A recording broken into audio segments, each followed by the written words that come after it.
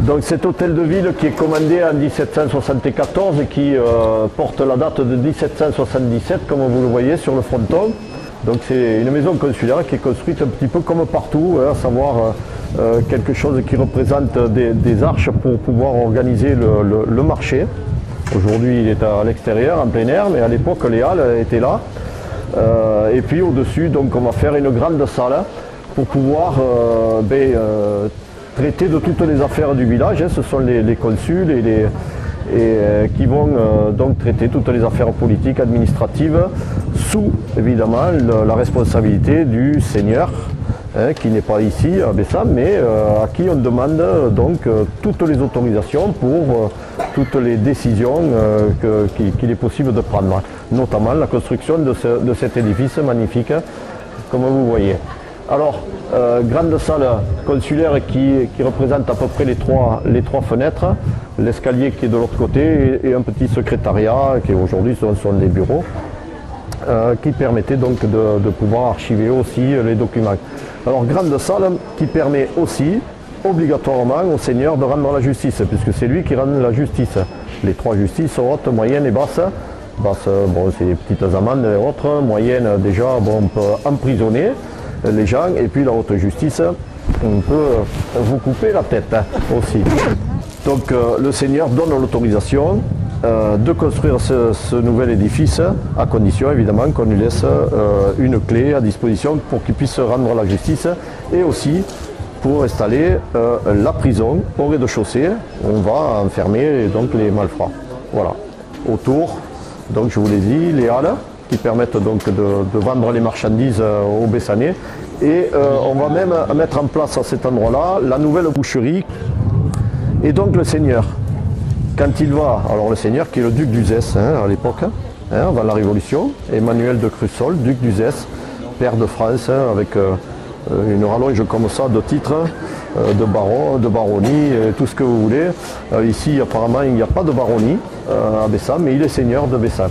Et il donne évidemment l'autorisation au moment où on doit construire cet hôtel de ville, de le construire à l'endroit même de la porte de la ville, la porte donc qui devait être à l'endroit même où nous sommes, puisque la muraille normalement doit être, regardez le pointeur, la muraille doit être ici, normalement. Et donc vous devez avoir la porte juste derrière, en plein sur la voie, avec ici la tour de défense, puisque je vous ai dit que le mur du fond de l'hôtel de ville a été redressé, et on a gardé quand même le mur, la muraille de Bessang, une partie de la muraille de Bessang. Donc toute la moitié de l'hôtel de ville est construite sur le fossé de la ville. On est à l'extérieur. Voilà. Et la fameuse carrière mercadale donc, qui passe ici, en face, et qui s'en allait donc vers les hortes, donc les jardins, et qui montait vers le centre, donc Saint-Yvery, Pézenas, c'est le centre. Voilà. Et dernier point, donc le seigneur va aussi donner l'autorisation pour que les armoiries de la ville soient positionnées sur le fronton de cet hôtel de ville. Mais à l'époque, donc sur le bossoir, c'est-à-dire la pierre qui sert donc de linteau, était beaucoup plus large. On la voit dessous à peu près. Elle est large de 3 pierres à peu près, et elle sortait en bossoir, et là-dessus il est précisé qu'on va sculpter les armes de la ville. Il a été détruit, plus tard on a apposé cette pierre plate avec un écusson qui a une particularité que je vous laisserai découvrir sur le livre qui vous sera offert. Je vous invite donc à prendre la rue de la République aujourd'hui, avant-hier carrière mercadale, et il y a quelque temps de ça, rue du Pérou à la mairie. Alors en remontant, vous avez sur la droite donc ce que je vous ai appelé l'îlot des fours tout à l'heure. Donc ce gros îlot comportait en son sein les fours Banot.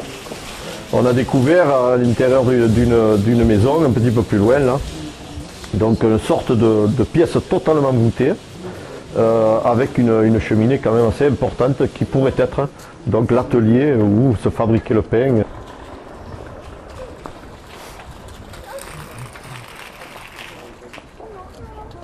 Et puis il est précisé à un moment donné que pour amener la farine pour fabriquer le pain, les Bessanais empruntaient la ruelle des fours.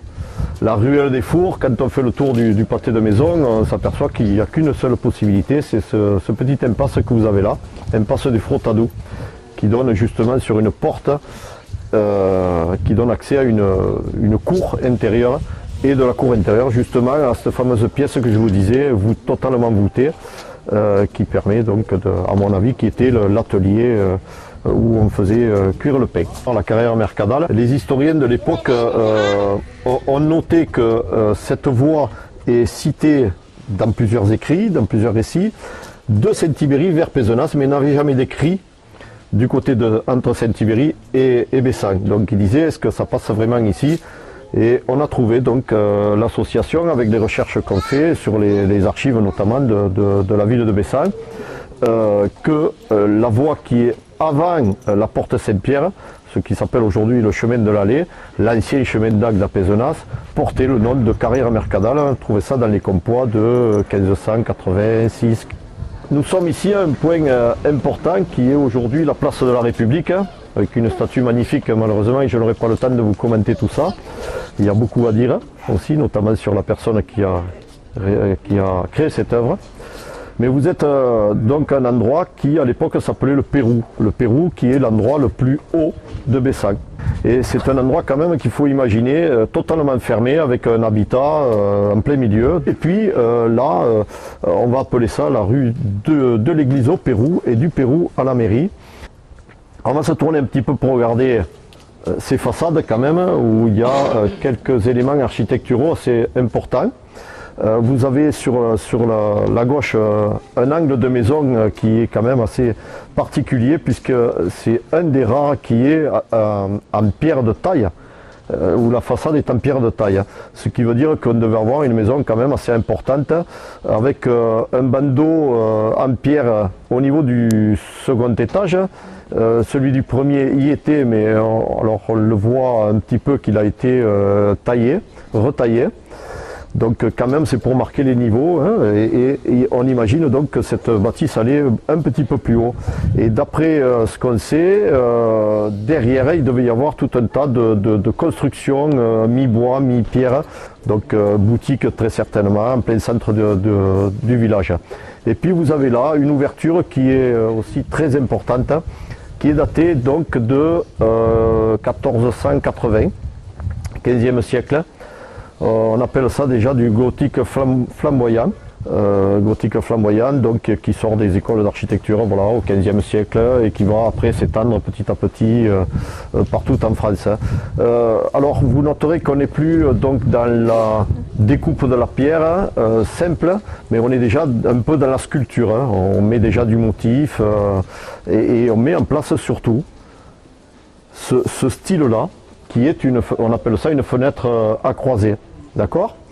Alors fenêtre à croisée ou fenêtre à meneaux, je vous invite à descendre vers l'église, hein, s'il vous plaît. Il y en a un qui veut se péter une cheville un jour. Alors, église qui a été remaniée, je vais vous parler de ça. Après, ici, vous avez une porte donc, qui a été ouverte en 1693 et qui est au nord. L'église, je vous l'ai dit, à un moment donné, était peut-être à l'extérieur des murs et puis a été intégrée dans les murs. Donc on ouvre une porte vers la ville. Vous avez une grille seconde qui est toute en spirale, qui est très particulière, qui est classée au monument historique. Alors d'ici, on peut commenter l'église. Vous voyez un petit peu tous les rajouts, tous les remaniements. Cette église, on peut penser qu'elle est du Xe siècle. Les églises sont déjà positionnées à des endroits très précis, sur lesquels il y a des courants telluriques, des sources, des puits, des endroits sacrés, je dirais, pour pouvoir pratiquer la religion. Donc ce clocher du Xe siècle, qui est fait en pierre d'ici, hein, c'est de la pierre basaltique bleue, qu'on se servira après pour faire donc, les pavages de rue. C'est de la pierre qu'on va chercher à Nézignan-l'Évêque ou à Mont-Blanc. Et vous voyez que le clocher s'arrêtait à un endroit très précis. Vous voyez une sorte d'évidement. D'accord. Et au-dessus de cet évidement, si vous regardez bien, vous avez au départ un semblant d'arches, de cercles, hein, si vous voulez, qui s'appellent les arcatures lombardes. Et sur sa retombée, vous devez voir les deux modillons blancs, enfin clairs plutôt, Les deux modillons clairs, un d'ailleurs, porte encore la moitié de la tête. Ces arcatures qu'on ne voit plus ici tout à fait, évidemment à l'intérieur, on les retrouve avec notamment la tête de taureau à l'intérieur et puis des représentations, des figures humaines, végétales, animales et autres. 1338, c'est une certaine Éléonore de Montfort qui va commander l'édification de cette chapelle. Le blason, donc, je vous ai dit, sur l'hôtel de ville est très certainement le blason de cette dame qui a été seigneuresse de Bessan, arrière-petite-nièce de Simon de Montfort. La partie au-dessus est construite un peu plus tard, donc 14e siècle à peu près. On sait que cette église était en ruine complètement, saccagée très certainement par des guerres et autres. Et puis on va commencer à la reconstruire à partir du XIIe siècle. On commence évidemment par l'abside. Alors je vous invite, puisque vous êtes des nouveaux Bessanais, à revenir visiter l'église, chose qu'on fait assez régulièrement dans l'année. Ce clocher porte la cloche la plus ancienne en fonctionnement du département, 1388. Donc on est ici dans la cour qu'on appelle la clastre, hein, et il faut imaginer donc il y avait un portail avec un mur. Donc ici, cimetière clos, d'accord, on est sur des tombes, hein, voilà, cimetière derrière l'abside. Alors on voit une petite partie de l'abside d'architecture du XIIe siècle avec les dents d'engrenage au-dessus, d'accord, qui déjà, d'après les historiens, disent on reproduit quelque chose qui existait avant, une architecture qui existait avant, mais qui n'aurait pas dû être faite à ce moment-là. Et on est vraiment dans le style roman, hein, vous voyez les petites ouvertures, donc très cintrées, d'accord. Alors les grandes fenêtres à l'italienne ont été ouvertes beaucoup plus tard, 1750 je crois, quelque chose comme ça, pour donner du jour, de l'air à l'église, puisqu'on n'y tient plus, voilà. Et l'entrée de l'église était derrière cette chapelle. Hein. Autre particularité que je vais vous montrer, vous avez un fer qui dépasse là-haut sur le contrefort, qui montre donc un cadran solaire. Ils ne sont pas là pour donner les heures, ils sont là pour donner les heures de messe. Donc c'est un cadran canonial. C'est la première chapelle qui a été commandée donc, par Éléonore de Montfort. C'était quand même comtesse à Castres. Ça s'arrête juste simplement pour vous donner quand même rue de la Muraille. Très marquant, le nom. Et puis en bas, vous avez la rue des Caves. Alors la rue des Caves, pourquoi? En occitan, les caves, ce sont les fossés. Ah, donc c'est le fossé de la ville, avec cette porte qui sépare les deux. Voilà, et vous avez ici donc un petit vestige de ce qu'était la muraille, hein, accrochée donc à cette porte. La porte était à l'extérieur, porte qui porte un deuil. Mais donc la muraille était accrochée. Le duc de Montmorency, en 1586, quand il passe ici, il dit ce pont-levis est en mauvais état, il faut que vous le répariez. Le duc de Montmorency, qui est quand même le chef des États du Languedoc, hein, à l'époque. Hein, la porte Saint-Pierre, alors qu'il nous semble avoir été construite un petit peu tardivement par rapport au reste des murailles et des portes de Bessan. Donc la rue des Caves, fossé très important qui était là. On va à un moment donné, pour des raisons pratiques, parce qu'on est obligé de s'étendre, couvrir ce fossé en construisant un aqueduc. Un aqueduc hein, qui est un égout, hein, en fait, bâti, complètement bâti, qui est voûté. Et il continue, il passe ici et il continue jusqu'à la rue de l'Aqueduc que vous avez à la route de Marseille là-bas. Et ici, la rue des Soleillers. On décide d'abattre la muraille et on va créer une terrasse qu'on appelle le Soleiller. C'est là que les Bessanais vont se promener, prendre le soleil. Et puis plus haut, vous avez la rue de la Brèche qui est derrière l'église, où là aussi il y avait une tour qui menaçait ruine, on a démoli, on a ouvert une vraie rue.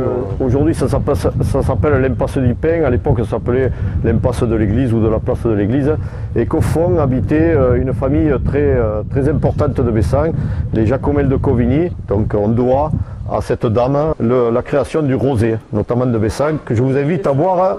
Il y a simplement l'arc qui donnait lui aussi accès donc à une copropriété intérieure, porte quand même une date importante et la seule date ancienne qu'on retrouve sur Bessan, 1535 ou 4.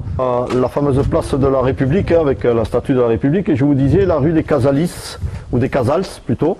Et ici vous aviez l'impasse des Casalis encore pire que Casals, donc on va encore vers le plus petit. C'est vraiment des petites maisons qui sont ici. Alors c'était une impasse, c'était fermé à l'époque, ça a été ouvert, je ne sais à quelle période.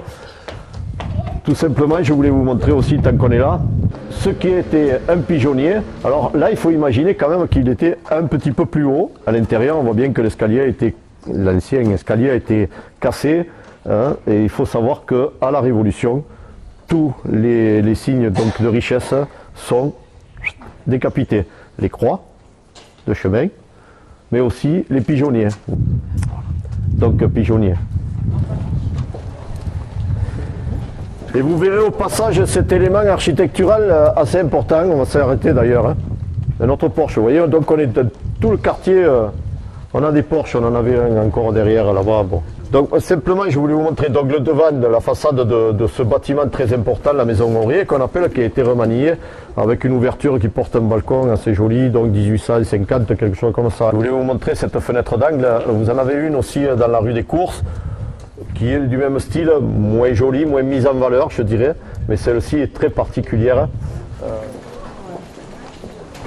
Hôtel particulier qui comporte des éléments architecturaux et décoratifs à l'intérieur du Moyen-Âge, 1200 et quelques, daté, ce qui fait dire aux historiens que la maison seigneuriale ou le castrum était à cet endroit-là, d'après les éléments architecturaux retrouvés, et notamment une poutre peinte qui est fermée, aujourd'hui enfermée dans les plafonds, une poutre peinte qui comporte deux blasons, la peinture de deux blasons qui sembleraient être les blasons des deux derniers co-seigneurs de Bessan, co-seigneurs occitanes de Bessan avant l'épopée contre les Cathares. Voilà, donc il semble que ce soit à cet endroit-là qu'était la maison seigneuriale, le castrum. Et ce bâtiment a été rénové par les comtes Bérard de Vestric, qui sont donc du Gard, et les Montalais qui sont des Cévennes, vont s'allier donc par le jeu des unions.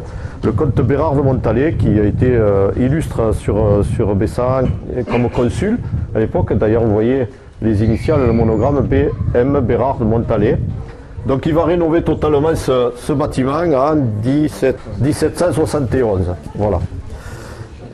Il va rénover ce bâtiment, il va faire un grand escalier, et vous voyez, comme là-bas, donc le reste du pigeonnier, voilà, pigeonnier qui a été rasé, évidemment, il était beaucoup plus haut, il faut savoir.